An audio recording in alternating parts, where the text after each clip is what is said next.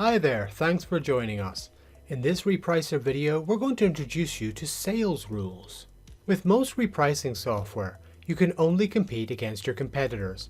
Not with Repricer, where you can use your sales or your orders to determine how you're going to compete. Not only is this a must-have feature if you're a white label seller and the only one selling your product, it's also useful if you want to avoid competing directly with any competitors. So let's get started. Go to Repricing Rules on the left-hand side of your screen, and then from here we're going to add a new rule. Go to Create a Repricer and go to Amazon Sales Rule. You can choose from one of our pre-built templates, or you can create your own rule from scratch. Let's create one from scratch to show you the ropes. Here we are on the Sales Rules screen. At this point, we need to make an important decision. Do we want to use the Velocity Sales Rule or the Volume Sales Rule? With a Velocity Rule, you're going to compare your sales between two periods of time. For example, your sales have increased by 20% or decreased by 10%. While a volume rule allows you to set a specific number of orders or sales you'll have made. For example, you'll have made 10 orders in the past 7 days or made £200 in the past 14 days. In this video, we're going to look at the volume rule. We do cover the velocity rule in another video, so if you'd like to look at that one, you'll find the link in the description and I'll post it here on screen as well. So here we have our volume section. On the left hand side, we have under what circumstances our rule is going to trigger, while on the right we advise what we want our rule to do. So let's just do an example. If my sales over the past 7 days have been more than 10, I want to increase my price by 20 cents. How this will work is every time your rule runs, it will look at your product and have a look at the sales over the past 7 days. If there have been more than 10 sales, it will then increase the price by our desired 20 cents. At this stage, you would add as many or as few ranges as you'd like, perhaps covering longer periods of time, or perhaps covering different numbers of sales. With the volume rule, it's important to have your ranges in the right order. You should always have the larger number of sales at the top and then flowing down to the lowest. So at this stage, I'm going to add a few more ranges just so you can see an example rule.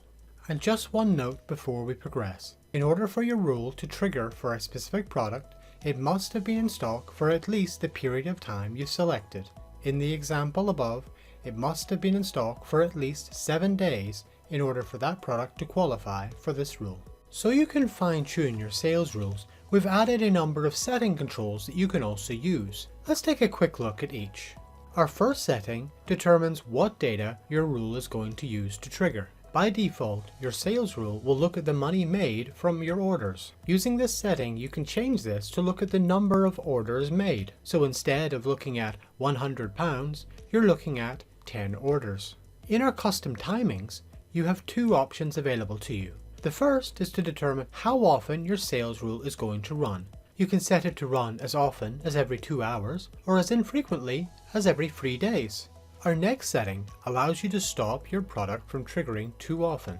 You can set up your rule so any products that are triggered will not be allowed to trigger again for a set number of days. By using this setting, you ensure any changes that have been made by the previous run of your rule have a chance to bed in.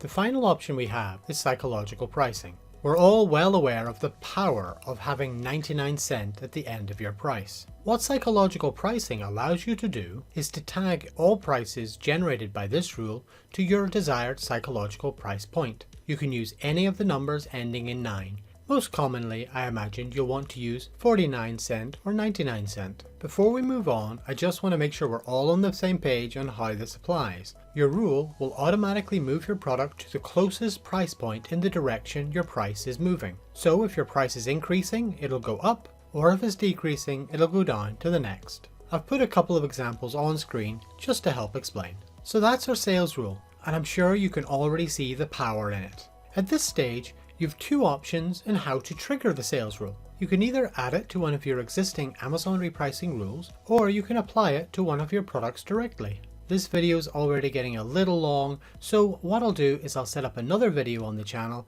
that'll show you how to apply your sales rule either on the product level or on the rule level. I'll include the link in the description, and you should probably see a link on screen now. If you haven't already started your trial with Repricer.com, sign up today for free for 14 days, or why not book a demo with one of our helpful team. Thanks for joining us today, and have a great day.